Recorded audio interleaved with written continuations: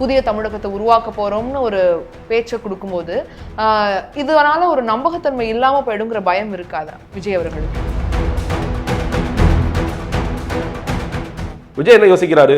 பெண்களை கவரக்கூடிய படமா இருக்கு, பொங்கலை ரிலீஸ் பண்ணா நமக்கு எலெக்ஷன் ஓட்டி நமக்கு ஒர்க் அவுட் ஆகும், நம்ம தேர்தல் பிரச்சாரத்துக்கே போக வேண்டாம்னு முடிவு பண்றாரு. இந்த படம் ஒண்ணு போதும், 10 மடங்கு பிரச்சாரத்துக்கு சமமான படம், இந்த படத்துல ஓட்டி அந்த படத்தில் பெண்கள் வாக்களை கவர்ந்து இழுத்துட்டு வந்துடும் விஜய்.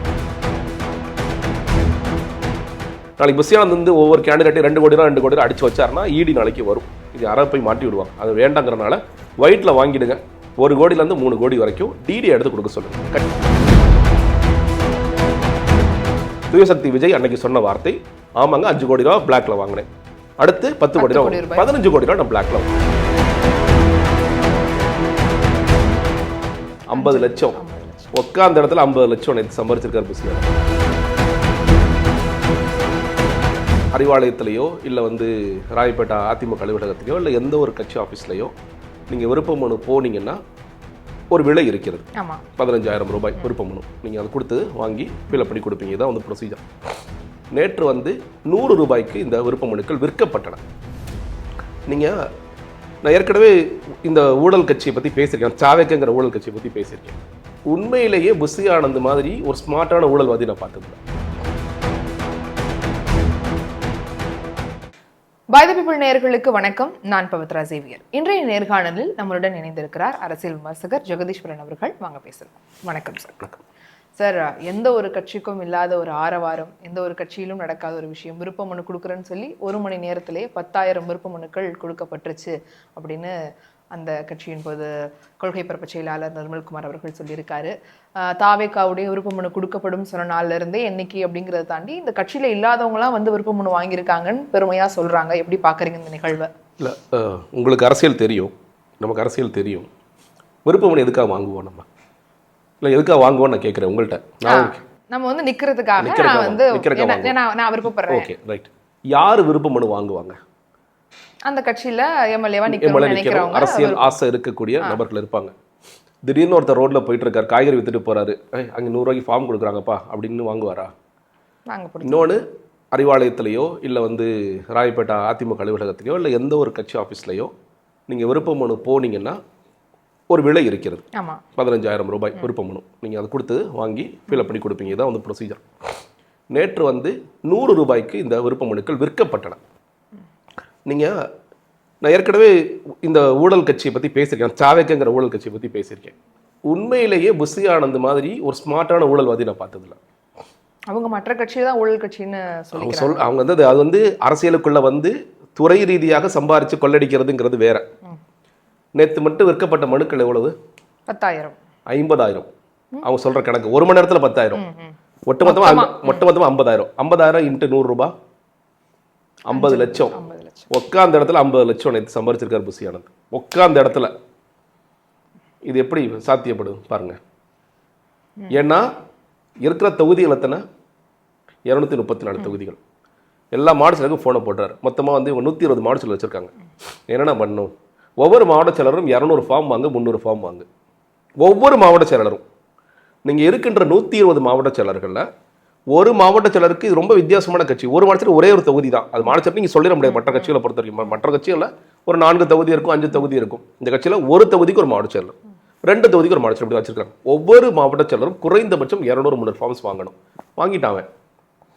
நான் ஏன்னா 10,000 ரூபாய் போட்டிருக்கு உள்ள. அவனுக்கு மாவட்ட செயலர் தெரியாது. வாங்குற மாவட்ட செயலருக்கு 10,000 ரூபாய் கட்டினாதான் நம்ம விருப்ப மனு கொடுக்க முடியும். மாவட்ட செயலருக்கு தெரியாது. அவங்க அதிர்ச்சியா பாக்குறாங்க. என்னடா வியாபாரம் பண்ணிட்டு இருக்க நீ கேக்குறாங்க. இது இல்லாம பொதுமக்கள் பொது தொகுதிக்கு பொது தொகுதி 10,000 நீங்க அதை சொல்றல. நீ பொது தொகுதி ரிசர்வ்டு தொகுதி நீங்க ரெண்டுக்கும் இந்த மாதிரி கட்டினாதான் நீங்க விருப்ப மனு கொடுக்கவே போய் சப்மிட் பண்றது போது நீங்க 10,000 டிடி எடுத்து கொடுக்கணுங்கிறத ப்ரொசீஜர். அவங்களுக்கே தெரியலையா சார்? அவங்களுக்கே தெரியல. நீங்க யூஸ்வல் அதனாலதான் கட்சிகள் என்ன பண்ணுவாங்க கேட்டீங்கன்னா, விருப்ப மனு வாங்க வரியா 10,000 ரூபாய் 15,000 ரூபாய் சொல்லிடுவாங்க, ஃபில்டர் பண்ணிடுவாங்க. ஒன்றும் இல்லைங்க, இப்போ எலெக்ஷனில் நிற்கிறீங்க, டெபாசிட் தொகையாக 10,000.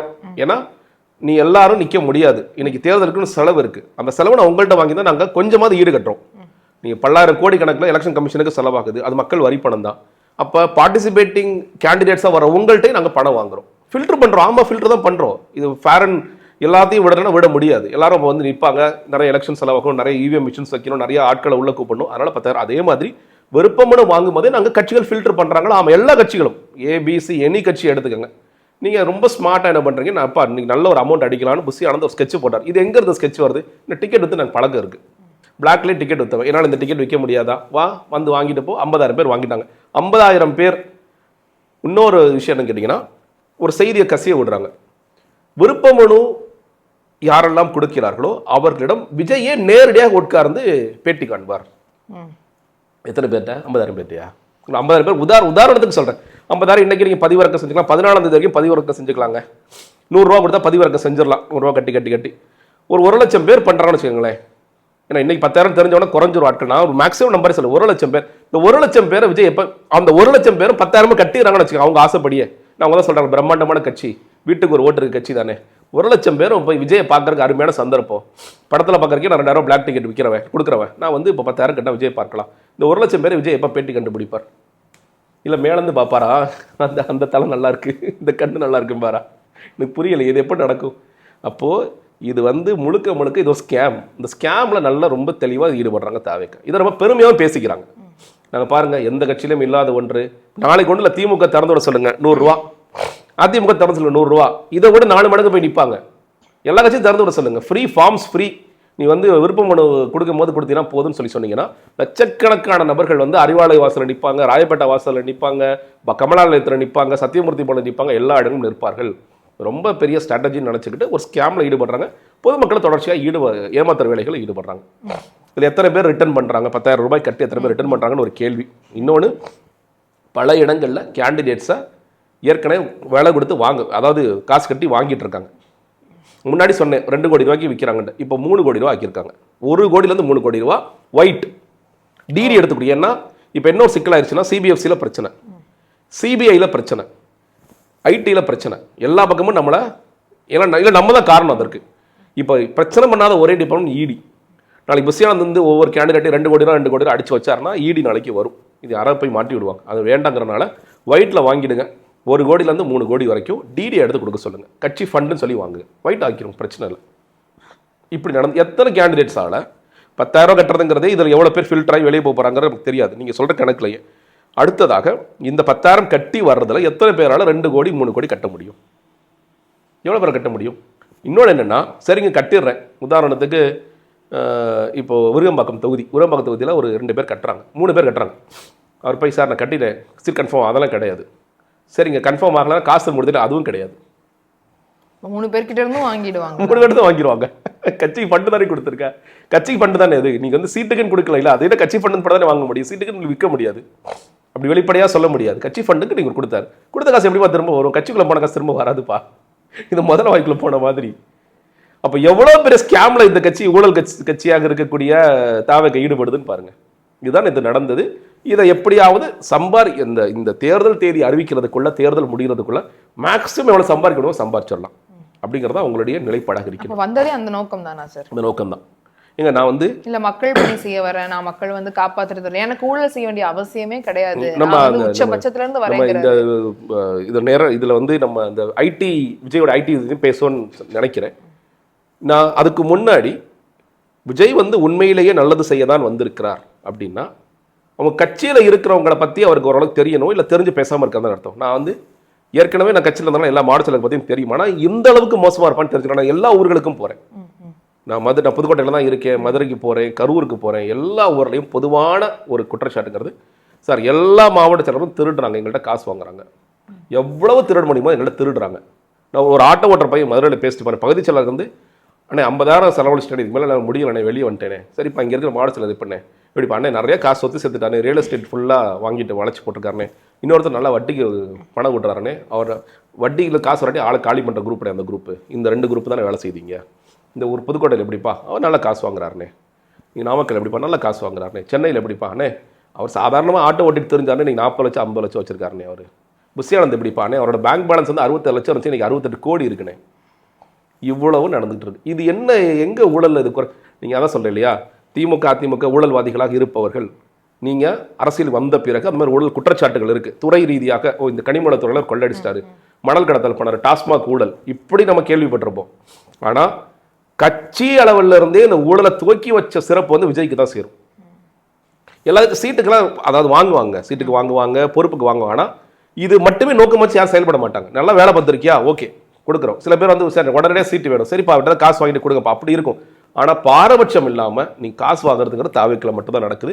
இவ்வளவு காசை சேர்க்கிற விஜய் தான் என்ன சொல்றாரு, கேரியர் உச்சத்தை விட்டுட்டு வரேங்கிறார். அதெல்லாம் இல்லை, அதெல்லாம் கதை. முதல்ல அவருக்கு யாரும் சினிமாவில் நடிக்க போறாங்கிறது வேற. ஆனால் விஜய் இந்த தொழில் நல்லா இருக்குன்னு அவர் புரிஞ்சுக்கிறார். சினிமாவை விட இந்த தொழில் சிறப்பான தொழில்னு அவர் பார்க்கிறார். விஜய்க்கு இதில் பங்கு இல்லாமலாம் கிடையாது. நம்ம ரொம்ப நாளைக்கு விஜய்க்கு இது தெரியாது, விஜய்க்கு எவ்வளோ நாளைக்கு தெரியாதுன்னு கதை சொல்லிட்டு இருக்க முடியும்? விஜய்க்கு தெரியாமலா? ஏன்னா 1 கோடி ரூபா ஃபண்டு நீ வந்து டிடியா போட்டு வாங்குன்னு விஜய்க்கு தெரியாமல் நடக்குதா? 3 கோடி ரூபா ஃபண்டு டிஏ போட்டு வாங்கு, அந்த 3 கோடி ரூபா சார் நம்ம திரும்ப ரிட்டர்ன் கொடுக்க வேண்டாங்கிறது விஜய்க்கு தெரியாமல் நடக்குதா? அவர் பார்ப்பார்ல, அக்கௌண்ட்டை கேட்பார்ல, என்னப்பா காசு வருது, இதெல்லாம் என்ன நாளைக்கு நம்ம பதில் சொல்லணுமே, இதெல்லாம் கரெக்டாக இன்கம் டேக்ஸ்லாம் ஃபைல் நம்ம வந்து எலெக்ஷன் கமிஷனுக்குலாம் நம்ம ஃபைல் பண்ணி காமிக்கணுங்கிறது அப்போ விஜய்க்கு எல்லாம் தெரிஞ்சுதானே நடக்குது. அந்த ஊழலில் விஜய் தானே பங்கெடுக்கிறாரு. என்ன ஊழலை பற்றி விஜய் என்ன பேசுறாரு? இன்னொன்று, விஜய் சேர்க்கின்ற ஆட்கள், நீங்கள் வந்து செங்கோட்டையன் அவர்கள் போனார், செங்கோட்டையன் பற்றி ஊழல் குற்றச்சாட்டு இருக்குது. இன்னும் கிளாசிக்கான அந்த கூப்ப கிறிஸ்தவன் ஒருத்தர் போய் சேர்ந்தாருங்க. அவர் வந்து கோப்பு, இங்கே திருச்சி பக்கத்தில் கோப்பு தான் அவர் வீடு, அந்த ஊரை சேர்ந்தவர். எப்படி திரும்ப பணம் எடுத்தாங்க? சினிமாவில் காமிக்கிற மாதிரி தான். அவரோட சுவர் காம்பவுண்ட் வால் இடிச்சாங்க, பணம் கொட்டுது. அவர் ஊழல் செஞ்சு சேர்த்து வச்ச பணத்தை உள்ள வச்சு காம்பவுண்ட் வால் கட்டியிருக்காரு. அவரை தான் விஜய் சேர்த்து அவருக்கு சால்வை போட்டு சேர்க்கிறாரு. இது ஊழல் சக்தியா இல்லை என்ன சக்தி இது? இது விஜய்க்கு தெரியுமா தெரியாதா? எனக்கு தெரியாதா விஜய்க்கு? சொல்லிருக்கோம் சார், கும்பகோணம் பற்றி தெரியுமா சார் உங்களுக்கு? சொல்லியிருப்பாங்களா, சொல்லிக்க மாட்டாங்களா? இப்போ நீங்கள் சேர்க்கின்ற ஆட்கள், உங்கள் கூட இருக்கிற ஆட்கள், இது எல்லாரும் ஊழல் சக்திகள். நீங்கள் என்ன சக்தி? அப்போ சும்மா டயலாகாக பேசிட்டு போகலாங்க, எல்லாமே சினிமா மாதிரி டயலாகாக பேசிட்டு போகலாம். இந்த தூய சக்தியாக தூய சக்தியின் வார்த்தை சொல்வது கூட விஜய்க்கு என்னை பொறுத்த வரைக்கும் தகுதியே கிடையாது. அவரு இந்த அளவுக்கு பேசுறாரு, இப்படி நடக்குதுன்னு ஒரு பக்கம். இன்னொரு பக்கம் நீங்க சொன்ன மாதிரி படம் இன்னும் ரிலீஸ் ஆகாம இருக்கு, ஜனநாயகன் அது வெயிட்டிங்ல இருக்கு. இன்னொரு பக்கம் சிபிஐ இன்னும் அது முடிவு வரல, விசாரணை தான் போயிருக்கு. இப்ப புலி படத்துல அவங்க வந்து மறைச்சிருந்தாங்க, சொல்ல கணக்குல காட்டலன்னு சொல்லி அதுவுமே நேத்து கன்ஃபார்ம் ஆயிடுச்சு, கொடுத்துதான் ஆகணும் அபராதம் அப்படின்னு. இப்படி நெருக்கடிகள் தொடர்ந்து இருக்கிறதுனால அவர் பேச மாட்டேங்கிறாரு. இதெல்லாம் முடிச்சுட்டு வந்து பேசுவாருன்னு ஒரு விமர்சனம். இல்லைங்க, அந்த நெருக்கடிகளுக்கு யார் காரணம்? இப்ப நீங்க இந்த கடைசியா பேசின ஐடி இதை மட்டும் எடுத்துக்குவோம். நீங்க 1.5 கோடி ரூபாய் அபராதம் விதித்தது செல்லும். இதுதான் வந்து பொதுமக்கள் பார்க்கின்ற பார்வை. உண்மையில் அந்த வழக்கு என்ன? 2015-16 நீங்க இன்னும் சொல்ல போனா உங்களுக்கு ஞாபகம் இருக்கும், புலி படம் வந்து முதல் நாள், அதாவது காலைல ரிலீஸ் ஆகல, மத்தியானம் தான் ரிலீஸ் ஆச்சு. எனக்கு காலைல ரிலீஸ் ஆகுது பிரச்சனை. ஏன்னா முதல் நாள் நைட்டு வந்து விஜய் வீட்டில் ரைடு, பிடி செல்வகுமார் அவர் தான் ப்ரொடியூசர் இருந்தார், அவர் வீட்டில் ரைடு. இந்த ரைட்டில் தான் பிடிக்கிறாங்க. அவங்க போட்டிருக்க வார்த்தை என்ன கேட்டிங்கன்னா, வி ஃபவுண்ட் இன்கிரிமினேட்டிங் மெட்டீரியல்ஸ். இந்த பாருங்க கரெக்டாக, according to the revenue incriminating materials for found and seized in course of search. அவர் வீட்டுக்கு எத்தனாம் தேதி சர்ச்சுக்கு போகிறாங்க? 30/9/2015 அன்றைக்கி தான் சர்ச்சுக்கு போகிறாங்க. இன்கிரிமினேட்டிங் மெட்டீரியல்ஸாக தமிழில் வந்து குற்றம் சாட்டப்படக்கூடிய பொருட்கள் அப்படின்னு சொல்லி எடுத்துக்கலாம் வச்சுக்கோங்களேன். ஸோ அந்த மாதிரி டாக்குமெண்ட்ஸை எவிடன்ஸாக பிடிக்கிறாங்க. எப்படி எந்த அடிப்படையில்? இப்போ விஜய் வீட்டுக்கு போகிறாங்க, சார் இந்த பொருள் வாங்கியிருக்கீங்க, அது கணக்கு கொடுங்க, அந்த பொருள் வாங்கி கணக்கு கொடுங்க, கணக்கெலாம் கொடுக்குறாரு. அதை தாண்டி ஏதோ நீங்கள் வாங்கியிருக்க மாதிரி இருக்குது சார், ஏதாவது வாங்கிருக்கீங்களா? அப்புறம் தான் ஒத்துக்கிறார். நான் வந்து செக்காக 16 கோடி ரூபா வாங்கினேன். நீங்கள் சினிமாவில் வந்து செக்கு போட்டு கொடுத்தாங்கன்னா டிடிஎஸ் பிடிச்சி தான் கொடுப்பாங்க. யாராக இருந்தாலும், அது சின்ன நடிகர் 25,000 கொடுத்தாலும் சரி, பெரிய நடிகர் கொடுத்தாலும் சரி, 10% டிடிஎஸ் பிடிப்பாங்க. அதுக்கு மேலே கட்டுறது சில டைம் அவங்க பிடிச்சிட்டு கொடுப்பாங்க, சில நேரம் இன்கம் டேக்ஸ் ஃபைல் பண்ணலாம். உங்களுக்கு அதிகமாக போனால் நீங்கள் ரிட்டர்ன் வாங்கிக்கலாம், கம்மியாக போச்சு ரிட்டர்ன் வாங்கிக்கலாம், அதிகமாக போச்சா நீங்கள் கட்டுற மாதிரி இருக்கும். இதான் ப்ரொசீஜர், எல்லாருக்குமே தெரியும், ஐடி கட்ட எல்லாருக்குமே தெரியும். ஸோ அவர் என்ன சொல்றார், 16 கூட செக்கு கட்டினேன், செக் அதுக்கு நான் வந்து ஃபைல் பண்ணுறதுக்கு ரெடியாக இருக்கேன். ஓகே, வேறு ஏதோ இங்கே சில விஷயங்கள்லாம் இருக்குது, என்ன பண்ணீங்க சொல்லுங்கள், நான் ஒத்துக்கிறேன், உண்மையை ஒத்துக்கிறேங்க. 5 கோடி ரூபா நான் கேஷாக வாங்கினேன். பிளாக், அப்போ அதுக்கு என்ன அர்த்தம்? அக்கௌண்ட் டு பிளாக்ல வாங்கியிருக்கேன், நான் கருப்பு பணத்தை 5 கோடி ரூபா வாங்கினேன். ஓகே, திரும்ப ஃபர்தர் என்கொயரி போகுது, உண்மையை சொல்லுங்கள், 5 கோடி தான் நீங்கள் வாங்கினீங்களா? இல்லைங்க, 10 கோடி மொத்தம் 15 கோடி வாங்கினேன். யாரு? தூய சக்தி விஜய். தூய சக்தி விஜய் அன்னைக்கு சொன்ன வார்த்தை, ஆமாங்க 5 கோடி ரூபா பிளாக்ல வாங்கினேன். அடுத்து 10 கோடி ரூபா, 15 கோடி ரூபா நான் பிளாக்ல வாங்கினேன். இதுதான் அவர் சொல்றது. இதுக்கு அவர் என்ன சொல்றாரு, நான் அடுத்த வருஷம் இதை வந்து கணக்கில் நான் காமிச்சிட்டேன், இதை நான் கொண்டு வந்துட்டேன், 34 கோடியா நான் அடுத்த வருஷம் ஃபைல் பண்ணும்போது நான் காமிச்சிட்டேன், காமிச்சதுனால எனக்கு இந்த அபராதத்தை தள்ளுபடி பண்ணுங்க அப்படிங்கிறது அவருடைய ஒரு கோரிக்கை. இப்போ இது சரியா தவறா அப்படிங்கிறது எந்த பார்வையில் வந்து, இப்போ என்னை பொறுத்த வரைக்கும் வாழ்க்கையில் சரி தவறுங்கிறது எந்த பார்வையிலிருந்து பார்க்குறோங்கிறதா. தன்னை தூய சக்தியாக பிரகடனப்படுத்துகிற விஜய் அப்படிங்கிற அந்த நபர் வந்து மக்களுக்கு தெரியாமல் இல்லை வந்து எல்லாரும் ஏமாத்துற மாதிரி, இன்கம் டேக்ஸை ஏமாத்துற மாதிரி கருப்பு பணம் வாங்கியது என்பது என்ன பொறுத்த வரைக்கும் தூய சக்தியில் வராது. ஒரு நடிகராக விஜய் அரசியலுக்கு நான் வரல, எல்லாரும் பிளாக் பண்ணி வாங்குறாங்க, நானும் பிளாக் பண்ணி வாங்குறேன், நான் தான் ஃபைனை கட்டுறேன். இல்லை, ஓகே சார், பிரச்சனை இல்லை சார், உங்கள் பிரச்சனை இந்த மாதிரி சினிமாவில் நிறைய பேர் இருக்காங்க சார், கட்டிங்க, எனக்கு இஷ்யூவே இல்லை. நீங்கள் எங்கே சிக்கல் எனக்கு ஏற்படுதுன்னா, நீ தூய சக்தின்னு சொல்லிட்டு வரீங்க, நான் ரொம்ப நேர்மையானவன் பேட்ச் குத்திட்டு வர்றீங்களா? உன்னோட நேர்மையை நான் கேள்வி கேட்குறேன். இல்ல நான் கட்சி ஆரம்பிச்சதுக்கு அப்புறம் தான் நேர்மையா இருந்தேன், அதுக்கு முன்னாடி என்ன நேர்மையெல்லாம் கிடையாது அப்படின்னா நீங்க என்ன டயலாக் அடிக்கக்கூடாது. 2011 இருந்தே நான் வந்து அரசியலை விட்டு கவனிச்சுட்டு இருந்தேன். நான் 2011 தான் வரேன். ஒரு சினிமா ஆரம்ப கேரியர் கூட விட்டுறேன். ஆரம்ப கேரியர்ல நீங்க கருப்பணம் வாங்கி ஏதோ பண்ணீங்க. ஏதோ ஒரு ஸ்டேஜ்ல நீங்க வந்து அரசியலுக்குள்ள வரணும்னு நினைக்கிறீங்க. அந்த இடத்துல 2011 இது இந்த வழக்கு நடக்கிற 2015 போய் சர்ச்சுக்கு போறாங்க. அப்போ வரைக்கும் நீ கருப்பணம் வாங்குறீங்க. நான் சொல்றேங்க, இப்போ வரைக்கும் கருப்பணம் வாங்குறாங்க. ஜனநாயகம் வரைக்கும் கருப்பணம் வாங்குறாரு. எப்படி இல்லைன்னு சொல்லுவீங்க நீங்க? இப்போ என்ன சர்ச்சுக்கு போல, இன்கம் டாக்ஸ் வந்து சர்ச்சுக்கு போல, மாஸ்டர் வாங்கலையா, லியோல வாங்கலையா, இல்ல ஜனநாயகன்ல வாங்கலையா? அது நமக்கு தெரியாதுல்ல சார். அப்ப சொல்ல சர்ச்சுக்கு என்ன போல? இப்போ இவரே என்ன சொல்றாங்க கோர்ட்ல, என்ன ஆர்குமெண்ட்? மெயின் ஆர்குமெண்ட், சார் நாங்க சர்ச்சுக்கு போகாட்டி அவர் ஏமாத்தி இருப்பார். கரெக்டா இல்லையா? ஏங்க நான் வந்து கருப்பணம் வாங்கிட்டேங்க, நான் யார்ட்டையும் சொல்ல மறைச்சு வச்சுட்டு இருக்கேன். நீங்க ஐடி என் வீட்டுக்கு வர்றீங்க, நான் மாட்டிக்கிறேன். நீங்க வரல, நான் என்ன பண்ணிருப்பேன்? நான் வெளியே வந்து நான் ஒரு காலத்தில் 2015-16 நான் கருப்பு பணம் வாங்கினேன், அதை இந்த நேரத்தில் நான் ஒத்துக்கொள்ள வேண்டும் என்று நான் உறுதி எடுத்திருக்கேன், நான் தூய சக்தியாக மாறிவிட்டேன், நான் பிரகடனப்படுத்துவேனா? அப்படி திருடன் தானே. உனக்கு நீ கருப்பு பணத்தை வாங்குறாங்கன்னு சொல்ற மற்றவர்களுக்கும் இல்லை வேறுபாடு என்னன்னு நான் கேட்கிறேன். நீங்க நான் சொல்றேன், நடிகர் விஜயாக அவர் அரசியலுக்கே வராம நான் தூய சக்தின்னு டிக்ளேர் பண்ணாம இருந்தாருன்னா நான் சொல்றேன், உங்களுக்கு இன்னும் சில பேர் அவர் உரிமை இருக்கு கோர்ட்டுக்கு. அவர் என்ன சொல்றாரு, 2019க்கு முன்னாடியே எனக்கு இந்த ஃபைனை நீங்க போட்டு 2022 போட்டது அந்த லிமிடேஷன் பீரியட தாண்டி போட்டிருக்கீங்க. அவரோட கிளைம் என்ன கேட்டீங்கன்னா, லிமிடேஷன் பீரியட தாண்டி போட்டீங்க, அதனால நான் ஃபைன் கட்ட முடியாதுன்னு சொல்றாரு. கோர்ட் என்ன சொல்லிச்சு, அதெல்லாம் கிடையாது, நீ ஃபைன் கட்டி தான் ஆகணும். இதுக்கு மேல நீ அப்பீலுக்கு போய்க்கோ, அது உனக்கு உரிமை இருக்கு. நடிகர் விஜய்க்கு அந்த உரிமை இருக்கிறது, தூய சக்தி விஜய்க்கு அந்த உரிமை இல்லை. என்னோட பாயிண்ட் அதான். அரசியல்வாதி கூட கிடையாது. இந்த மாதிரி பிரச்சாரம் பண்ணிட்டு இப்படி பண்ணாதீங்க. அதான் நான் சொல்றேன். ஆமா தப்பு, இப்போ ஒத்துக்கங்க. ஆமாங்க நான் ஒரு காலம் தப்பு பண்ணிட்டேன், நான் பண்ணிருக்க கூடாது, ஓப்பனா சொல்லுங்க. நான் அந்த காலத்தில் நடிகராக இருக்கும்போது இது சினிமாவில் சகஜமாக நடக்கும், நான் அதில் கொஞ்சம் ஸ்லிப் ஆகிட்டேன், ஏதோ ஒன்று சொல்லுங்க. நீங்க எந்த அடிப்படையில் நின்றுட்டு சொல்றீங்கன்னு இருக்கு இல்லையா? அப்போ நீங்கள் நேர்மையானவர் அல்ல, உங்கள் கட்சியில் இருக்கும் புஷியான நேர்மையானவர் அல்ல, மாவட்ட செயலர் நேர்மையானவர் அல்ல, நீங்கள் சேர்க்கும் நபர்களும் நேர்மையானவர்கள். நீ நேர்மையை பத்தி எப்படி பேசுறன்னு நான் கேட்கிறேன். யாரை ஏமாத்துற நீ? எப்படி உங்களால் பேச முடியுது அப்படிங்கிறது ஒன்று. நீ கேட்ட மற்ற இடங்கள்ல சிபிஐ வழக்கு யாரால் வந்தது? இவங்க தான் சிபிஐக்கு கொடுக்கணும். வளைச்சு போய் எனக்கு சிபிஐ கொடுன்னு கேட்டது யாரு? இவங்க தான். அப்ப சிபிஐக்கு காரணம் இவங்க தான். சிபிஎஃப்சியில் என்ன பிரச்சனை? இவங்க தான் போனாங்க, இவங்க தான் போறாங்க. நீங்க திரும்ப பார்க்கணும் அப்படிங்கிறதுக்கு தடை. அதான் சொல்றீங்க, உங்களுடைய படம் நீங்க அரசியல் ரீதியாக அந்த படத்துல ஏதோ காட்சிகள் வச்சிருக்கீங்க, அப்ப அதுல சில தடைகள் வரக்கூடும். அப்ப அதை உணர்ந்து 2 மாசத்துக்கு முன்னாடியே போய், ஏன்னா படம் எப்பயோ ரேப் ஆயிடுச்சு, படத்தை எப்பயோ கொண்டு போய் நீங்க காமிச்சிருந்தீங்கன்னா அவங்க பார்த்துட்டு ஒரு காலதாமதப்படுத்துறாங்க, கோர்ட்டுக்கு போயிருக்கலாம், நீங்க அக்டோபர்லயே போயிருக்கலாம். எங்க இந்த படம் ஆக்சுவலா எப்பங்க பிளான்? தீபாவளி ரிலீஸ்க்கு இந்த பிளான். விஜய் என்ன யோசிக்கிறாரு, பெண்களை கவரக்கூடிய படமா இருக்கு, பொங்கலை ரிலீஸ் பண்ணா நமக்கு எலெக்ஷன் ஓட்டி நமக்கு ஒர்க் அவுட் ஆகும், நம்ம தேர்தல் பிரச்சாரத்தையே போக வேண்டாம்னு முடிவு பண்றாரு என்று சொன்னது.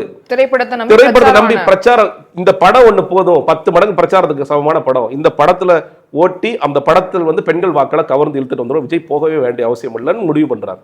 நம்ம ஏன் வெளியே போய் கஷ்டப்படணும்? ரொம்ப ஓவர் கான்ஃபிடன்ட் இல்லையா சார்? இது இல்லங்க, அவர் வந்து சொல்றேன், நான் ஃப்ரிட்ஜுக்குள்ள இருக்கிற ஆப்பிளா இருக்காரு அவரு, நான் இப்படியே இருக்கேன். அரசியல் களத்துக்கு வந்ததுக்கு அப்புறம் அது எப்படி அதே அந்த ஒரு சினிமா பிம்பத்திலேயே அதே மாதிரியான ஒரு ஆளாவே தேர்தலையும் களத்திலும் இருக்க முடியுங்கிறது எடுபடி ஆகாது இல்லையா? ஆகாது. அந்த ரிசல்ட் அவர் காமிக்கும் கண்டிப்பா. களத்துக்கு வந்தாதான் நீங்க ஜெயிக்க முடியும், களத்துக்கு வந்தாதான் மக்கள் உங்களை அங்கீகரிப்பாங்கிறத அவர் புரிஞ்சுக்குவார். அது தேர்தல் என்னைக்கு கவுண்டிங் நடக்குது அன்னைக்கு தான் புரிஞ்சுக்குவார். அது வரைக்கும் இப்ப நீங்க 3ஆம் ஆண்டு விழா பார்த்தோம், அவர் என்ன பண்றாரு, நம்ம முன்னாடி அரசர்கள்லாம் இருப்பாங்க இல்லையா, அரசர்களை வந்து பார்த்து கவிதை வாசிச்சு, மாணவர்கள்லாம் இசை வாசிச்சு, அரசா மன்னா உன்னை போன்ற யாருமே கிடையாது, உன்னால் தான் மும்மாறி பொழிகிறதுன்னு சொல்லுவாங்க இல்லையா. கிட்டத்தட்ட அதுதானே இன்ஸ்டாகிராம். அன்னைக்கு வந்து புலவர்கள், இன்னைக்கு இன்ஸ்டாகிராம் இன்ஃப்ளூயன்சர்ஸும் ட்விட்டர் இன்ஃப்ளூயன்சர்ஸும் இருக்கானுங்க. தலைவர் நீங்க சரியான பாதையில போயிட்டு இருக்கீங்க தலைவர், நீ பாதையில போகவே இல்லை, களத்துல பயங்கர செயல்பாடு பண்ணி, களத்துக்கு நீ வரவே இல்லையே, களத்தில் இல்லாத பத்தி கவலை இல்லை, களத்தில் இல்லாத ஒரே கட்சி நீங்க மட்டும்தான். எங்க தேர்தலுக்கு 2 மாசம் இல்லைங்க. நான் இப்ப நேத்து ஒருத்தர் பேசிட்டு இருந்தேன், ஏப்ரல் 10-15 தேர்தல் தேதி அறிவு வந்துருங்கிறாங்க. அதாவது தேர்தல் நடந்துரும், தேர்தல் நடந்துரும், இப்போ 3rd வீக்ல வந்து நடந்துரும். போன வாட்டி மே 7ஆம் தேதியில ஸ்டாலின் பதவி ஏற்றுட்டாரு, இந்த வாட்டி மே 2ஆம் தேதி கவுண்டிங் வச்சிருவாங்க. அப்புறம் கரெக்டா 60 நாட்கள் இல்லைங்க நம்ம பேசிட்டு இருக்க நேரத்துல, நீ களத்திலே இல்ல. நீ என்னைக்கு இப்போ இன்னும் சேலத்துல பர்மிஷன் வாங்கணும் டினை பண்ணாங்க, எவ்வளவு காலத்துக்கு இந்த பொய்யை பேசிட்டே இருக்க போறீங்க? உங்களுக்கு வந்து ஒரு ரூல்ஸ் போட்டு கொடுத்துருக்காங்க, எஸ்ஓபி போட்டு கொடுத்துருக்காங்க, அந்த எஸ்ஓபி நான் ஃபாலோ பண்ண மாட்டேன், நான் 40,000 இறக்குவேன், 50,000 இறக்குவேன். ஆனா அவர் வந்து நிறைய இடங்கள் அவங்களோட ஆதரவாளர்களும் சரி வைக்கக்கூடிய ஒரு விமர்சனமா வைக்கிறது வந்து எங்களை வந்து பேச விட மாட்டேங்கிறாங்க, இடம் கொடுக்க மாட்டாங்க, அனுமதி தர மாட்டேங்கிறாங்கிறாங்க. தாங்க நீங்க எந்த தேதியில கொடுக்க மாட்டாங்களோ அந்த தேதியை செலக்ட் பண்ணு, எந்த இடத்துல கொடுக்க மாட்டாங்களோ அந்த இடத்த செலக்ட் பண்ணு. எதெல்லாம் பிரச்சனை பண்றாங்க ஒரு பேசு பொருளா வச்சுக்கிட்டு பண்றதுக்காகவே ஒரு பேசு பொருளா மட்டும் நீங்க கரெக்டா விநாயகர் சதுர்த்தி வருதாப்பா, விநாயகர் சதுர்த்திக்கு முதல் நாள் போய் எப்படி கொடுப்பாங்க? போலீஸ் ஃபோர்ஸ் ஏற்கனவே கம்மியாக இருக்குது. எந்த ஆட்சியாக வேணாலும் இருந்திருப்போது எப்படி கொடுப்பாங்க? எங்கே வந்து சிக்கல் ஏற்படுமோ அந்த இடத்த போய் கேளு. இப்படியே பண்ணிட்டு இருந்தா பொதுமக்கள் அயற்சி ஆக மாட்டாங்க. என்னங்க இவர் ஏங்க நீங்கள் எல்லா இடத்துக்கும் நீங்கள் சரி அது முடியலை இல்லை அறிக்கைகளாக கொடுக்க வேண்டியதானே? எது உங்களை தடுக்குது? நீங்கள் அறிக்கை கொடுத்தா பேசுகிறதெல்லாம் மாறுதா? மெயின் ஸ்ட்ரீம் மீடியா உங்களுக்கு ஃபோக்கஸ் கொடுக்குறாங்களா? கொடுக்குறாங்கல்ல, அதை பயன்படுத்துங்க. மக்கள் பிரச்சனைகளை வீட்டில் வந்து பேசுங்க. ஏன் தூங்கிட்டே இருக்கீங்கன்னு நான் கேட்குறேன். டெய்லி மக்கள் பிரச்சனை நடந்துட்டு தான் இருக்கு. டாஸ்மாக் ஊழல் இந்த மாதிரி நடந்துட்டு இருக்கான், அதை பற்றி பேச வேண்டியதானே? என்ன சிக்கல்? சிபிஎஃப்சியில் இது மாதிரி ஏன் பண்ணுறீங்க? பேச வேண்டியதானே? வீடியோ பேசுங்க. இதே சொல்லுங்க. வெளியே என்ன போலீஸ் வரவிடாமல் தடுக்கிறாங்க, திமுக என்ன வேணும்னே பண்றாங்க, பேசுங்க. எல்லாமே நான் வாய் மூடிட்டே இருப்பேன். சிபிஎஃப்சி பத்தி பேச மாட்டேன், சிபிஐ பத்தி பேச மாட்டேன், நீ ஐடி ரைடை பத்தி பேச மாட்டேன், எதை பத்தி நான் பேச மாட்டேன்னா அப்போ நீங்க யாருக்காக உங்களுக்காக நீங்க பேச மாட்டீங்கன்னா மக்களுக்காக எப்படி பேசுவீங்கன்னு ஒரு கேள்வி இருக்குல்ல. மக்களுக்காக நிப்பேங்கிறாரு. எங்க நின்னார் இவர்? ஏதாவது ஒரு இடத்துல நின்றுருக்காரா? ஓடிதான் வந்தார தவிர ஒரு இடத்துல நிக்கவே இல்லை. அப்ப இந்த சிக்கல் எல்லாத்தையும் உருவாக்கி கொண்டதே அவர் தான். அது அவர் சரியா பண்ணாம திரும்ப திரும்ப திமுக பாஜக சொல்றது என்ன பிரயோஜனம்? இப்போ மற்ற கட்சியில் இருக்கவங்க எல்லாம் விமர்சனம் வைக்கிறாங்க இந்த விஷயங்களே. இப்போ நீங்க சொன்ன விஷயங்கள்லாம் சொல்லும்போது அவங்க தரப்புல இருந்து என்ன சொல்றாங்க அப்படின்னா, விஜய் மேல விமர்சனம் வைக்கிறதுக்கு உங்களுக்கு வேற காரணமே கிடையாது, அதனாலதான் இந்த படங்கள்லையும் முக்கியமா இந்த புலி படத்துல இருக்க இந்த இன்ஃபர்மேஷனே திரும்ப திரும்ப சொல்லிக்கிட்டு இருக்காங்க. இது கோர்ட்டு நாங்க டீல் பண்றோம், நாங்க டீல் பண்ணி முடிச்சிருவோம், அதுக்கான அபராத கட்டசனா நாங்க கட்டுவோம், இல்ல மேல்முறையீடு போவோம், அது எங்க பிரச்சனை. ஆனா இதை வச்சு மட்டுமே இவங்க அரசியல் பண்றாங்க.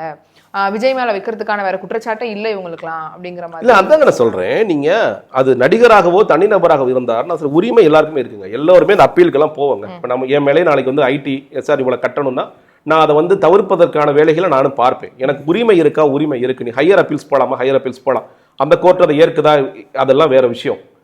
நீ எந்த இடத்துல இருந்து இதை சொல்றேன்னு சொல்றேன். நீங்க சரி தவறுங்கிறது எதுவுமே இல்லை. எந்த இடத்துல நின்று இதை பேசுற, அதுதான் முக்கியம். நான் ஊழல் பண்ண மாட்டேன்னு சொல்லிட்டு நான் ஊழல்வாதி, நானே ஒரு ஊழல்வாதின்னு சொன்னா அதை மக்கள் எப்படி ஏத்துக்குவாங்க? நீ உங்களோட யூஎஸ்பி என்ன இருக்கு? எனக்கு தெரிஞ்சு 2 இருக்கு. நான் கேரியர் உச்சத்தை விட்டுட்டு வர்றேன். இன்னொன்னு நேர்மையானவன். விஜய் என்னப்பா அப்பா பேகேஜ் எதுவுமே இல்லப்பா, கிளீனா ஆளா வராரு. எல்லாருக்குமே கமல் வந்தாருன்னா அவருக்கு அந்த ஃபர்ஸ்ட் டைம் யாரெல்லாம் அரசியலுக்கு வர்றாங்களோ அந்த பேகேஜ் யாருக்குமே சுமக்க வேண்டிய அவசியம் இல்லை. ஒரு கிளீனான ஆளுப்பா அப்படிங்கிற ஒரு இது இருக்கும். பட் ஆனா அந்த கிளீனான ஆளுங்கிறதே பொய்ன்னு நான் சொல்றேன். இப்ப கமல்ஹாசன் ஒரு வரி கட்டிட்டு இருக்கு, அவர் மேல இந்த பிரச்சனை வந்திருக்கா? அவர் இப்போ ஜெனரலாக சொல்றது அவர் கரெக்டாக வரி கட்டிடுவாரு. வரி கட்டக்கூடிய நபர். அவர் மேலே என்னைக்காவது போய் ரைடு போனாங்க, இத்தனை கோடி பிடிச்சாங்க, இவர் மேலே அபராதம் போட்டாங்க, என்னைக்காவது இருக்கா? ஏன் இல்லை? ஏன் அவரை அப்போ ஒன்று செக் வாங்குறாரு இல்லை கேஷாக வாங்கினா அதுக்கு கணக்கு காமிக்கிறார், அவ்வளோதான். அதையே நீங்கள் இப்போ இதுலேயே கூட இன்னொன்று தெரியுமா? இந்த வழக்கிலேயே அவர் வந்து அந்த 34 கோடி போடும்போது நான் ரசிகர் மன்றத்தை எக்ஸ்பென்சஸாக 2 கோடி கொடுத்தேன்னு ஒரு கதை எழுதுறாரு. இன்னொன்று வந்து 89 லட்சம் வந்து வேற டிப்ரிசியேஷன் அமௌண்ட் அவன் எழுதுறாரு. கோர்ட் இது எப்படி பொய்ன்னு சொல்லுது கோர்ட்டு. இது அதாவது இன்கம் டாக்ஸ் சொல்லுது. இது பொய் ஏன் பேசுற? 2 கோடி தான் எங்க ரசிகர் மன்ற எக்ஸ்பென்சஸா நீ கொடுத்த காமி, அப்ப ப்ரொடியூசர் ஏன் கொடுத்தா 2 கோடி அவங்க கேட்கறாங்க. இதை தவிர்ப்பதற்கான விஷயங்களை நீங்க நியாயமா செஞ்சாங்கிறது வேற. இதை எப்படியாவது நான் கட்டாம தவிர்க்கணும், நான் வந்து ஊழல் தான் பண்ணுவேன் அப்படின்னு நீங்க ஒத்த கால நிக்கிறீங்க. அதுதான் உங்களுக்கு பிரச்சனை. இதுல எப்படி டாக்ஸ் எவேட் பண்ணலாங்கிறதா உங்களுடைய நோக்கமாக இருக்கே தவிர இதை நம்ம நேர்மையா இருக்கணும். இன்னைக்கு வரைக்கும் நேர்மையா இல்லை விஜய். அவங்க வந்து நாங்க நேர்மையா இருக்கிறனாலதான் திரும்ப திரும்ப பிரச்சனை பண்ணிக்கிட்டே இருக்கோம், எங்களுக்கு வந்து நாங்க பண்ணலங்கிறதுனாலதான் அபராதம் கட்ட மாட்டோம் நிக்கிறோம், இத்தனை வருஷத்தை நாங்க இழுத்துட்டு போகணுங்கிற அவசியம் வந்து எங்களுக்கு 1.5 கோடிங்கிறது ஒரு பெரிய அமௌண்ட் கிடையாது. இப்ப இவ்வளவு சம்பாதிக்கிறாங்க இவ்வளவு இருக்கிறாங்க போது அபராதம் கட்டிட்டு போயிடலாம். ஆனா நாங்க வீணா கட்டணும்னு அவசியம் கிடையாது. அதனால நாங்க கட்டாம அடுத்தடுத்து நாங்க நியாயத்துக்காகவும் நீதிக்காகவும் போய்கிட்டே இருக்கோம். நீங்க இலங்கை தமிழர்களுக்காக ஒரு பெரிய உண்ணாவிரதம் எல்லா நடிகர்களும் இருந்தாங்க. வரிசையா ஒருத்தர பேரை படிக்கிறாங்க. 5000 10,000 50,000. விஜய் ரசிகர் மன்றம் 500 ரூபாய். அந்த இடத்துல விஜய் ரசிகர் இன்னைக்கு வீடியோஸ் இருக்கு. உங்களுக்கு 1.5 கோடி ரூபாய் பிரச்சனையே இல்லை. இல்லை அப்புறம் ஏன் 500 எழுதுறீங்க? உங்களுக்கு ஈழத்தமிழர்கள் மேலே பயங்கர பாசம் இருக்குல்ல. சரி, கட்சியாக இன்னைக்கு வரைக்கும் நீங்கள் என்ன பண்ணியிருக்கீங்க மக்களுக்கு? நீங்கள் கரூரில் இறந்து போன மக்களுக்கு கொடுத்த அந்த நிவாரண தொகை கூட ஆத ஒரிஜினல் நாட்டை வாங்கி கொடுத்த பணம். இன்னைக்கு வரைக்கும் காயம்பட்டவர்களுக்கு நான் 2 லட்சம் கொடுக்கேன்னு சொல்லிட்டு ஏமாத்தி திரிகிறானுங்க. கொடுக்கல. எல்லா குடும்பங்களையும் தத்தெடுப்பேன், மாசம் உங்களுக்கு 5000 ரூபாய் கொடுப்பேன், எஜுகேஷனல் கொடுக்குன்னு சொன்ன மரிய வில்சன் இன்னைக்கு வரைக்கும் செய்யல. ஆனா அது இன்னுமே சொல்றாங்களே. இப்ப மத்த இடங்கள்ல வெறும் உங்களுக்கு சொல்லிட்டே தான் கொடுப்பாங்க, நாங்க குடும்பமா பாக்குறோம், உங்களை தத்தெடுத்து வாழ்க்கை முழுக்க நாங்க அந்த டயலாக்லாம் ஓகேங்க. இன்னைக்கு வரைக்கும் இது நடந்திருக்கா? இது சம்பவம் நடந்து 5 மாசம் ஆயிடுச்சு. செப்டம்பர் 27 நம்ம பேசுகிற பிப்ரவரி. 5 மாதத்தில் எத்தனை குடும்பங்களை தத்தெடுத்துருக்காங்க? காயம்பட்டவர்கள் எத்தனை பேருக்கு காசு கொடுத்துருக்காங்க? எத்தனை குடும்பங்களை தத்தெடுத்து அவங்களுக்கான மருத்துவ செலவு கல்வி செலவு பார்த்துட்டு இருக்காங்க? எல்லாமே வந்து இப்படி தான் போயிட்டுருக்கு. எங்கே இவர் யாருக்கு காசு செலவு பண்ணார் இது வரைக்கும்? இந்த அரசியலுக்கு வந்துட்டு நான் இப்படி சொல்கிறேன். இன்னொன்று கேட்குறேன். மேலே இருந்து அதாவது தலைமையிலேருந்து எந்த ஒரு மாவட்டத்திற்காவது ஒரே ஒரு துண்டு, ஒரு வேட்டி, ஒரு கொடி நான் அடித்து சொல்லுவேன் இது வரைக்கும் போனதில்லை. கட்சி சார்பா எதுவுமே போனது இல்லையா? புசியானந்த் வந்து என்ன வச்சிருக்காருன்னு கேட்டிங்கன்னா, எந்த கடையில் வாங்கணும் அப்படின்னு ஒரு இடம் கொடுத்துருவார். அந்த கடைக்காரர் விற்கிறார்ல அவர்கிட்ட கமிஷன் வாங்கிக்குவார். ஓ, அதுலேயுமே எனக்கு எத்தனை துண்டு பவத்திருக்கேன், எனக்கு எத்தனை வேட்டி பவத்திருக்கேன், எனக்கு எத்தனை கொடி பவத்திருக்கேன் கமிஷன் வாங்கிக்குவார். ஒரு கட்சி அவங்களுடைய கட்சியோட பொதுச் செயலாளர் பண்றது. ஆமா, இது தொழில் தானே எங்களுக்கு. அவர் ஒரு ரியல் எஸ்டேட் புரோக்கர். இது ஒரு டோட்டல் பிசினஸாவே அவங்க பிளான் பண்ணி வந்து பண்றாங்கன்னா இப்போ இந்த தேர்தல் முடிச்சுட்டு இந்த பிசினஸ் மூடிட்டு போயிடுவாங்களா சார்? 2026ல சாய வெளுத்துருங்க. 2026க்கு அப்புறம் ஆமா பல பேர் கட்சியை பிச்சுட்டு ஓடுவாங்க. அதுக்கப்புறம் மக்களை எதிர்கொள்ளணுங்கிற பயம் இருக்காதா? இப்ப அந்த மாதிரி நீங்க சொல்ற பிளான்ல அதாவது என்ன கேட்டீங்கன்னா, இப்போ மக்கள் மறந்துட போறது கிடையாது. இது எல்லாமே இருக்கும் கண்டிப்பா. அது ஒரு பெரிய பேக் ஃபயர் ஆகும், ஒரு பெரிய டேமேஜ் இருக்கும். கண்டிப்பா இருக்கும், கண்டிப்பா எல்லாமே இருக்கும். ஆனா அவங்க என்னன்னா ஒரு 10% 15% வாங்கிட்டோம்னா அதை வச்சு சமாளிக்கலாம் எல்லாத்தையும். இது வேற ஒரு வியாபாரமா பண்ணலாம். அந்த 10-15 இல்லாம போயிருமே சார், அந்த ஒரு விஷயம் நடக்கும். அவன் சொல்றேன்ல, நீங்க 60 நாள் எலெக்ஷன் வச்சுட்டே இவங்க களத்துக்கு வராம தங்கிட்டு இருக்காங்க. அடுத்த 3 வருஷம் நாடாளுமன்ற தேர்தல் வர வரைக்கும் பெரிய கேப் இருக்கு. நீ என்ன பண்ணுவீங்க? நீங்க எதுவுமே பண்ண மாட்டீங்க, பேசாம இருப்பாரு. விஜய் படத்துக்கு போயிருவாரு, ஆதவர்ஜனா அவர் பிசினஸ் பார்க்க போயிருவாரு. ஜான் ஆர்கேசாமி அடுத்த கட்சியிட்ட போய் ஏதாவது ஸ்ட்ராட்டஜிஸ்ட் வேலை தேடணும்னு பார்ப்பாரு. புசியானந்த் பழையபடி ரியல் எஸ்டேட் வேலைக்கு போயிருவாரு. அந்த கட்சியில இருக்க தலைமைகள், அடிமட்ட தொண்டர்கள் இதற்காக காசு போட்ட மாவட்ட செயலாளர்கள் அவங்க தான் பெருசா பாதிக்கப்படுவாங்க. பெருசா ரோடுக்கு வர போறது அவங்க தான். ஒன்றியம், நகரம், கிளை, ஆளரெல்லாம் இப்படி நான் நிறைய பேரை சொல்றேன். எங்க ஏரியால நிறைய வட்ட செயலாளர்களா இருக்கு. எல்லாமே இளைஞர்கள். ஆமா, பொதுச்செயலாளர் பசங்க சொல்றேன், தயவு செய்து செலவு பண்ணாதீங்கடா. நான் சொல்றேன், செலவு பண்ணாதீங்க. அவன் என்னன்னா, சார் தளபதி ஆச்சு 2024 வந்துடும், நான் அப்புறம் கவுன்சிலர் டேய், நான் அவங்கள்ட்ட இப்படி சொன்னேன். கவுன்சிலர் தேர்தல் வந்து 2027 ஜனவரி தான் நம்ம ஊர்ல. அதனால தளபதி ஆட்சி வருதா வரலையான்னு பொறுத்து இருந்துட்டு கூட காசு கொடு. ஏன்னா அப்படி சொன்னா புரிய மாட்டேன். தளபதி ஆட்சி வந்துடும் ஒரு கனவுல இருக்காங்க. அவங்க உலகம் வேற ஒரு உலகம், கனவு உலகத்தில் வாழ்ந்துட்டு இருக்கானுங்க. ஏன் அவங்க தினசரி செய்திகள் பார்க்க மாட்டாங்களா? கருத்து கணிப்புகள் பார்க்க மாட்டாங்களா? மற்ற கட்சிகளோட விஜயே ஒரு ஆச்சரியக்குரியாவும் கேள்விக்குரியாவும் இருக்கும்போது இவங்க எப்படிங்க இருப்பானுங்க? விஜய்க்கும் இவங்களுக்கும் என்ன பெரிய வித்தியாசம்? ஏன்னா அதாவது அவங்க வந்து அவங்க இருக்கிற ஏரியாவா போறாங்கங்க. இப்போ இந்த கூட்டத்துக்கு விஜய் போறாங்கன்னா விஜய் ரசிகர்கள் தான் வருவாங்க. பொதுமக்கள்கிட்ட போய் விஜய் உரையாற்ற போவதில்லை. விஜய் ஒரு நடிகராக பார்க்கக்கூடிய அந்த முகத்தை பார்க்கணும்னு வர்றவங்க எல்லாருமே ஓகே விஜய்க்கு ஆதரவு கொடுக்கலான்னு வர்றாங்கன்னா அந்த கூட்டத்தை பார்த்தா குஷி தான் ஆகும். ஓ பரவாயில்ல, இவ்வளவு மக்கள் வர்றாங்களா? அப்போ வீடு வீடா போறோம். தம்பி, நான் இன்னொரு சொல்றேன், நீங்க தேர்தல் நேரத்தில் நான் எல்லாம் போயிருக்கேன், நான் ஒரு கட்சிக்காக சார்பாக போயிருக்கேன். தம்பி உங்களை தான் ஓட்டு போடுவாங்க எல்லாரும். மக்கள் வந்து சுயேட்சை போனா கூட என்னப்பா சின்னம் அண்ணா அக்கா கப்பல் சின்னக்கா போட்டு இந்த மீடியம் போகும்பாங்க. திமுக உங்களுக்கு தானே உங்கள் படம் யாரும் போட மாட்டேன்னு சொல்லவே மாட்டாங்க. மக்கள் ரொம்ப நல்ல மக்கள், விருந்தோம்பல சிறந்த மக்கள், தமிழ்நாட்டு மக்கள். அதனால போட்டு சொல்லிடுவாங்க.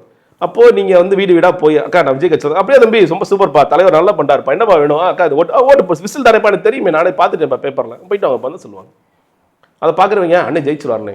திமுக இதாண்ட சொன்னா, அதிமுக இதாண்ட சொன்னா, எல்லாரும் இதாண்ட சொல்லி யார் தானே ஜெயிப்பா அப்படிங்கிற மாதிரி தான் அது கணக்கு. அப்போ அந்த பசங்களுக்கு விஜய் ஜெயிச்சிருவார் போல இருக்கு. அவர் ஜெயிச்சாலும் நம்ம கவுன்சிலர் ஆகலாம், நம்ம ஒன்றியத்துக்கு போயிடலாம், நம்ம நகரத்துக்கு போயிடலாம், இந்த பொறுப்புகள் கவுன்சிலர், இப்படி ஒரு கனவுல வாழ்ந்துட்டு இருக்காங்க. அவனுங்க தான் அடி வாங்குவானுங்க. ஆனால் இன்னைக்கு ஒவ்வொரு மாவட்ட செயலரும் எவ்வளோ காசு திருடி வச்சிருக்காங்க எனக்கு திருடி வச்சு சேர்த்து வச்சுட்டாங்க. அவங்களுக்கு எந்த பாதிப்பு, மாவட்ட செயலர் பாதிப்பு வராது. ஒன்றியம், கிளை, நகரம், அது கீழே அடுத்தடுத்த அடுக்குகள் இருக்காங்களா அவங்க எல்லாரும் அடி வாங்குவாங்க. இவ்வளோ காசு செலவு பண்ண, என்கிட்ட காசு இவ்வளோ வாங்கினீங்க திரும்ப கேட்பாங்க. இப்போ எனக்கு சீட்டு கொடுமா, முடியாது, ஜெயிக்க மாட்டேன்னு அவனுக்கு தெரியும். அப்போ அதெல்லாம் நடக்கும். அவங்க தான் கடுமையாக பாதிக்கப்படுறவங்களே தவிர இந்த கட்சியில் இருக்கிற மேலே இருக்கிற நீங்க பாருங்க, இந்த மேலே இருக்கிற குரூப் அப்படியே கலைஞ்சிருங்க. அவங்களுக்கு ஒரு தொழில். சில பேர் வேற கட்சிக்கு போவாங்க. இப்போ அருண்ராஜ் அவர் வேலையை விட்டு வந்தாரு நிறைய நினைச்சிட்டாங்க. இல்ல, அவர் நிறைய சொத்து வச்சிருக்காரு. அவர் எவ்வளவு ஊழல் பண்ணிருக்காருன்னு ஒரு தனி டிஸ்கஷனே வைக்கலாம். ஐஆர்எஸ் ஆபீசரா இருந்து அருண்ராஜ் எவ்வளவு ஊழல் செய்திருக்கிறார். இன்னைக்கு அவர் வந்து நான் இது ரொம்ப வெளியே சொல்ல முடியாது, எந்த அமைச்சர்கிட்ட பார்த்து பேசிட்டு இருக்காரு, யார்கிட்ட ஊழல் பண்ணாலும் அவர் வேலை பட்டிருக்காரு எனக்கு தெரியும். அந்த அளவுக்கு அவர் பண்ணிட்டு இருக்காரு. அவர் நிறைய குவாரி வச்சிருக்காரு, அவர் எல்லாமே வச்சிருக்காரு, நல்லா செட்டிலான ஆள் அவர். அதனால அவர் வேலையை விட்டுட்டார். பாவம், அவர் ஒருத்தர் கேரியர் உச்சத்தை விட்டு வந்திருக்காரு, ஒருத்தர் வேலையை விட்டு வந்திருக்காரு. ஐயோ இவங்களாம் சவுத்துக்கு என்ன பண்ணுவாங்களோ அதெல்லாம் ஒன்றும் கிடையாது. இவங்களாம் சந்தோஷமா ஜாலியா பயங்கரமா சொத்து சேர்த்து வச்சிருக்காங்க. பாதிக்கப்பட போறவன், ஆட்டோ ஓட்டுறவன், வந்து இங்க சின்ன சின்ன வேலைகள் பார்த்துட்டு இருக்க அன்ஸ்கில்டு லேபர், கூலித்தொழிலாளி, இவன் தான் பாதிக்கப்படும். இன்னொரு பெரிய விமர்சனம் இருக்குல்ல சார், இப்போ சீட்டு கொடுக்கறதுல கூட கம்யூனிட்டி பேசிஸ்ல பார்த்து கொடுக்கறது. நாங்கள் வந்து பிறப்போக்கும் எல்லா இருக்குங்கிறத தான் எடுத்து ஸ்டார்ட் பண்ணி தொடக்கத்துல இருந்து அது ஒரு பெரிய வரவேற்பை பெற்று அதை தான் ஒரு கொள்கையா எடுத்திருக்காங்க. ஆனா சமூகம் பார்த்து, சமூகத்துல எப்படி அரசியல் எப்படி ஊறி போயிருக்கிறாங்களோ அதன் வழியில தான் தாவேக்காவும் போகுதுங்கிற குற்றச்சாட்டுகள் இருக்கு. பணம், முக்கியமா முதலீட்டாளர்கள் இருக்கிறாங்களா, எவ்வளவு காசு இருக்குங்கிறது, இதெல்லாம் குற்றச்சாட்டு வைக்கிறாங்களே. இப்போ இவ்வளவு குற்றச்சாட்டுகள் நிறைய பேர் வெளியே வந்து சோசியல் மீடியாலையும் சொல்றாங்க, அது எல்லாரும் பாக்குறோம். ஆனாலும் மேடையில வந்து இந்த மாதிரி தொடர்ந்து ஊழலற்ற கட்சியா இருக்கிற எங்களுக்கு பிரச்சனை இல்லை, நீங்க தான் ஊழல் கட்சி இன்னொருத்தவங்களை சாட்டுறது, அதுக்கப்புறம் இந்த பிறப்போக்கும் எல்லா உயிருக்கும் சொல்றது, எல்லாரும் சமம், எல்லாரும் ஒன்னா சேர்ந்து பண்ண போறோம், புதிய தமிழகத்தை உருவாக்க போறோம்னு ஒரு பேச்சை கொடுக்கும்போது இதனால ஒரு நம்பகத்தன்மை இல்லாம போயிடுங்கிற பயம் இருக்காதா விஜய் அவர்களுக்கு? இல்லங்க, அவர் பேசுற அவர் இந்த வீடியோஸ் எல்லாம் பார்க்க மாட்டார். அவருக்கு தெரியாது அவங்க கட்சியில உள்ள பிரச்சனை போயிட்டு இருக்கு. அவர் பார்க்க மாட்டார், கண்டுக்கவே மாட்டார். அது பத்தினா அவர் பெரிய கேரே பண்ண மாட்டார். நீங்க ஒரு பிரச்சனைன்னு எடுத்துட்டு போறீங்க, இப்போ ஒன்றும் இல்லை, ஜான் ஆரோக்கியசாமியும் ஆதவ அர்ஜுனாவும் யாரு பெரிய ஸ்ட்ராட்டஜிஸ்ட் அடிச்சுக்கிறாங்க. இது நடக்குது கட்சிக்குள்ள. நீ தான் உன்னாலதான் நான் வந்து சிபிஐக்கு போறேன், என்னாலதான் நீ போறேன், இப்படி 2 பேர் நீ பெரிய ஸ்ட்ராட்டஜிஸ்டா நீ பெரிய ஸ்ட்ராட்டஜிஸ்டான்னு அடிச்சுக்கிறாங்க. இந்த பஞ்சாயத்து விஜய்கிட்ட கொண்டு போனீங்கன்னா விஜய் என்ன பண்ணுவாருன்னா, புசியா நானே இந்த பண்ண பார்த்து தீர்த்து விடுங்கன்னு சொல்லிட்டு போயிடுவார். விஜய் அதெல்லாம் பெருசாக மைண்டில் எடுத்துக்கவே மாட்டார். அவர் வந்து இது தன்னுடைய கட்சியில அவர் உணரவே இல்லைங்க. நான் இதுக்கு ஒரு ஆள் வச்சிருக்கேன், அதுக்கு ஒரு ஆள் வச்சிருக்கேன், அவங்க ஏதோ பார்த்து இதை பண்ணிட்டு போறாங்க, அவ்வளோதானே, இது என்ன பெரிய விஷயம் அப்படிதான் அவர் இருக்கார். அவர் தலைமையில தான் கூட்டணி, அவர் தான் முடிவெடுப்பார். ஆப்வியஸ்லி அவரோட முகம் தானே தெரியும், அப்படிதான் இருக்கு. அவருக்கு வந்து அவர் எதை பற்றியுமே கேர்லாம் பண்ணுறதே கிடையாது. கட்சியில் இன்னைக்கு என்ன பண்ணணும் சார், இன்னைக்கு இந்த ஸ்கிரிப்டை வாசிச்சுட்டு போயிருங்க, ஓகே ஸ்கிரிப்டை வாசிச்சுட்டு போயிடுறேன். அவர் ஒரு சுறுசுறுப்பான அரசியல்வாதியே முதல்ல இல்லைங்க. நீங்கள் வந்து எத்தனை மணிக்கு கொள்கை தலைவருக்கு மாலை போடுறாரு, எத்தனை மணிக்கு ட்வீட் போடுறாரு, 12 மணி 1 மணி தூங்கி வந்துருச்சு, அப்பா இருப்பா தலைவர் தூங்கிட்டு இருக்காரு, அவசரப்படி கரூருக்கு ஏன் லேட்டாக வந்தார், என்ன பண்ணார் விஜய்? ஷூட்டிங்கு போகணுன்னா உடனே சீக்கிரமாக கிளம்பி போகிறாருல, அந்த ஆர்வத்தை என்னைக்காவது விஜய் அரசியல் காமிச்சிருக்காரா? இன்னைக்கும் பாருங்க, சினிமாக்காரர்கள் போனால் உடனடியாக அப்பாயின்மெண்ட் கிடைக்கும், யாராக இருந்தாலும், அது நடிகையோ ப்ரொடியூசரோ இல்லை டேரக்டர் யாராக இருந்தாலும் கிடைக்கும். ஒரு அரசியல்வாதி பார்க்கணும்னா விஜய் பார்க்கவே முடியாது. செங்கோட்டையனை நீ பார்க்கணும்னு நினைக்கிறாருங்க, பார்க்க முடியுமா? பார்க்க முடியாது. செங்கோட்டையன் பார்க்க முடியாது. எங்க பாப்பாரு நீங்க சொல்லுங்களேன், நீங்க சொல்லுங்களேன், விஜய் எங்க பார்க்கலாம் நீங்க சொல்லுங்களேன். விஜய் எங்க இருப்பார்? பனையூர்ல. எங்க எப்போ வந்தார் பனையூருக்கு? பனையூர்ல ஏதாவது கூட்டம் இருந்தால் மட்டும்தான் விஜய் வருவார். ஏன்னா இன்னைக்கும் தலைவர் கதவை திறந்துட்டாரு, தலைவர் குளிச்சிட்டாருங்கிறது செய்தியாக இன்னைக்கும் ஒருத்தர் கேமரா பிடிச்சு நின்னுட்டே இருக்காங்க, வாசல்ல நிக்கிறாங்க இல்லையா? பனையூர் எப்படி ஜெயலலிதா அவர்கள் பாய்ஸ் கார்டன் வந்து கிளம்பினாலும் ஒரு, ஏன்னா அவங்க சாதிச்சு டேர்ம் எல்லாம் பார்த்து முதலமைச்சராக இருக்கும் போது நடந்தது சரி. நீ யாரு முதல்ல? ஆனால் மீடியா அந்த மாதிரி தூக்கி அவரை சுமக்குறாங்க. அப்போ அவர் வரதே செய்தி. பனையூரில் விஜய் ரெகுலராக வரது கிடையாது, தன்னோட கட்சி அலுவலகத்திற்கு வருவதே ஒரு செய்தியாக வந்துட்டு இருக்காரு விஜய். அப்படி இருக்கிற போது செங்கோட்டையன் எங்கே போய் பார்ப்பாரு? அவங்களுக்கு பர்சனல் பிளேசஸ் இருக்கலாம். அடுத்ததாக நீலாங்கரை வீட்டில் பார்க்கலாம். நீலாங்கரை வீட்டில் எல்லாருக்கும் ஆக்சஸ் கிடையாது, புஷியானதுக்கு மட்டும்தான் ஆக்சஸ் இருக்குது. இல்லை அவரோட பொருளாளராக வெங்கட்ராமனுக்கு ஆக்சஸ் இருக்கலாம், அதை தாண்டி ஆக்சஸே கிடையாது. ஸோ அங்கே போனால் சார் இங்கெல்லாம் வராதிங்க சார்னு சொல்லுவாங்க. உங்கள் பிஏ சொல்லுங்கள் சார் இங்கெல்லாம் வராதிங்க சார். அப்போது இல்லை நான் ஃபோனில் பேசுகிறேன் சார், உங்களை இங்கே பார்க்கணும், சரி வாங்க. நீ உள்ளே போனீங்கன்னா இந்த பக்கம் ஜானு இந்த பக்கம் புஷியாக உட்காந்துருப்பாங்க, என்ன பேசுவீங்க? செங்கோட்டையன் அவர்கள் தனியாக விஜய் அவர்களை மீட் பண்ணி ஒரு விஷயத்தை பேசவே இது வரைக்கும் நடந்ததே கிடையாது. டே 1ல இருந்து டே 1 ஃபர்ஸ்ட் உள்ள வரப்போறான்னு மீட்டிங் நடந்துச்சுல, அப்போ விஜய் வேடிக்கை பார்த்தாரு, ஜான் பேசினார் செங்கோட்டையன்ட்ட. அதுதான் விஜய்க்கு என்னங்க பேச தெரியும்? செங்கோட்டையன் ஏதோ பேசுறாருங்க, இதை வந்து பாரம்பரியமான அரசியல் பற்றி எதோ பேசுறாரு. ஒன்றும் இல்லை, நல்ல உதாரணம், செல்வர்கள் கூட்டத்தை அன்னைக்கு நாஞ்சில் சம்பத் அவர்கள் மொழிப்போர் தியாகி பற்றி பேசுறாரு. அந்த கூட்டத்தில் இருக்க யாரோ ஒருத்தருக்கு இது புரிஞ்சிருக்கும், நீங்க சொல்லுங்க. தாளம்புத்து யார் தெரியுமா, நடராசன் யார் தெரியுமா, கீரனமுத்து யார் தெரியுமா? அப்படி ஒரு நபர் அங்க இருக்காரு, அவர் தெரியப்படுத்துறாரு மத்தவங்களுக்கு எல்லாம், ஒரு பொலிட்டிசைஸ் பண்றாரு. அது கரெக்ட், அது பொலிட்டிசைஸ் பண்றாருங்கிறது நல்ல விஷயம் தான். அத இன்ட்ரெஸ்டா அவங்க எவ்வளவு தூரம் கேட்டாங்க. இது ஏன் நான் சொல்றேன்னா, அதற்கு அடுத்தபடியாக பிரச்சார குழுன்னு ஒண்ணு போடுறாங்கல்ல, அது நாஞ்சில் சம்பத் பேர் இல்ல. அப்ப என்ன சொல்லிப்பானே, இவருமா தாளமுத்து நடராசன் என்னது கீரனூர் முத்து கீழப்புலர் சின்னச்சாமி என்னமோ பேசிட்டு இருக்காருங்க. நான் இன்னொரு உதாரணம் சொல்றேங்க. ஒரு மாவட்ட செயலாளர் அவர் வந்து அன்னைக்கு சென்னை கிளம்புறாரு, ஒரு இடத்துல வந்து கிளம்புறாரு. அவர்கிட்ட கேட்குறாங்க, என்னப்பா நீ மொழிப்போர் தியாகிகளுக்காக போறியாப்பா? அவர் கேட்குறாரு, இது நடந்த சம்பவம், மொழிப்போர் தியாகி அப்படின்னா என்னன்னு கேட்குறாரு. அந்த நபர் இந்த தேர்தல் அறிக்கை குழு ஒன்று ரெடி பண்ணுறாங்கல்ல, அதில் அந்த நபர் இருக்கார். எந்த அடிப்படையில் அந்த குழுவெல்லாம் இவங்க போடுறாங்கன்ற கேள்வி இருக்கு. புஷியானந்தோட விசுவாசியாக இருப்பாங்க, அவ்வளோதான். புஷியானந்துக்கு சலாம் அடிக்கணும், புஷியானந்துக்கு காலில் விழுகணும், சும்மா பேருக்கு ஒரு பெண்மணி. அப்ப அந்த தேர்தல் அறிக்கை எந்த வகையில இருக்கும்? சரி பாப்போம். அதான் சொல்ல ஏங்க, அவங்க நிச்சயமா உங்களால ஒண்ணுமே டிசைட் பண்ண முடியாதுங்க. நீங்க ஒண்ணு இல்ல, ரொம்ப சிம்பிள். அந்த மகளிர் உரிமை தொகை என்ன பண்ண போறீங்க? விடியல் பயணம் தொடருமா தொடராதா? ரேஷன் இப்போ பொருட்களுக்கு 3000 கொடுத்தாங்க, இது சரியா தவறா? லேப்டாப் கொடுப்பீங்களா கொடுக்க மாட்டீங்களா? கல்வி கடன் ரத்து, அவங்க ஏமாத்துறாங்க, நீங்க ஏமாத்துவீங்களா கொண்டு வருவீங்களா? அவங்க பெட்ரோல் டீசல் விலை குறைக்கிறாங்க, அவங்க ஏமாத்திட்டாங்க, நீங்க பண்ணுவீங்களா பண்ணிட்டீங்களா? கேஸ் போன 100 ரூபா கொடுக்குறாங்க, ஏமாத்துவீங்களா மாட்டீங்க? இதுக்கெல்லாம் பதில் சொல்லுங்க. ஏங்க கடைசியா மக்கள் அப்படிதானே யோசிப்பாங்க. லாஸ்ட் அட் த லாஸ்ட் நீங்க பெண்கள் ஓட்டு இருக்கு, நான் சொல்றேன், ஆமா இருக்கு. கடைசியா நீங்க ஓட்டுச்சாவடிக்கு போகும் பொழுது உங்களுக்கு ஒரு யோசனை வருது, எப்பா விஜய் வந்தால் மலர் உரிமை கொடுப்பாரா கொடுக்க மாட்டேன்னு சொல்லாம ஏமாத்திட்டு இருக்காரு, என்ன பண்ணலாம்? ஒரு காலேஜ் படிக்கிற பொண்ணு விஜய் தான் தளபதி தான் வரணும்னு தீர்க்கமாக நிற்கிது. ஆனால் இவர் வந்தால் 1000 ரூபா நமக்கு கிடைக்குமா கிடைக்காதா? ஏன்னா 2 பேரும் ப்ராமிஸ் பண்றாங்க. நீங்க வந்து அதிமுக ப்ராமிஸ் பண்ணிடுவாங்க, அவங்க அதை விட 1000 ரூபாய் கொடுக்குறான்னு அவங்களுக்கு அரசியல் தெரியும். திமுக அடிக்கணும்னா திமுக ஆயுதத்தை நமக்கு எடுத்து ஆகிற வழி இல்லை. நீங்க வந்து அந்த மலர்ல மாட்டிக்கிட்டாங்கன்னு வச்சுக்கோங்களேன், திமுக மாட்டிக்கிட்டாங்க, அதிமுக மாட்டிக்க தான் போறாங்க, இப்படிதான் நடக்குமே தவிர இதை வந்து துணிச்சலா இல்ல சீமான் மாதிரி இல்ல, அதெல்லாம் கிடையவே கிடையாது. எந்த யோசனை அந்த ஸ்டாண்டுக்கு நீங்க போவீங்களா? மது விளக்கு ஏதோ ஒண்ணு அவர் ஒரு கொள்கை எடுக்க, மது விளக்கு நீ சொல்லுங்க. மது விளக்கு அது சில பேர் பேசுறாங்க, எங்க நாங்க வந்து மது விளக்கு கொண்டு வந்துருவோம். சரி, மாற்ற என்னப்பா திட்டம் வச்சிருக்கீங்க நீங்க? தெரியலையே. ஸோ அப்படிதான் இருக்காங்க. ஓகே சார், பார்க்கலாம். இன்னும் தொடர்ந்து நிறைய விஷயங்கள் இருக்கு. தொகுதி பங்கீடுகள் இருக்கு, வேட்பாளர்கள் அறிவிப்பு இருக்கு, களப்பணிகள் இருக்கு. அடுத்து அவங்களுக்கு வாய்ப்பு கொடுக்குறாங்களா, முக்கிய முதல்ல இந்த கேஸ் முடிவுகள்லாம் எப்போ வரும், அவர் அடுத்து என்ன பேசுறாருங்கிற நிறைய விஷயங்கள் போயிட்டு இருக்கு. இவ்வளவு நேரம் நீங்க பகிர்ந்து கொண்ட கருத்துக்களுக்காகவும் உங்க நேரத்துக்காகவும் ரொம்ப நன்றி சார்.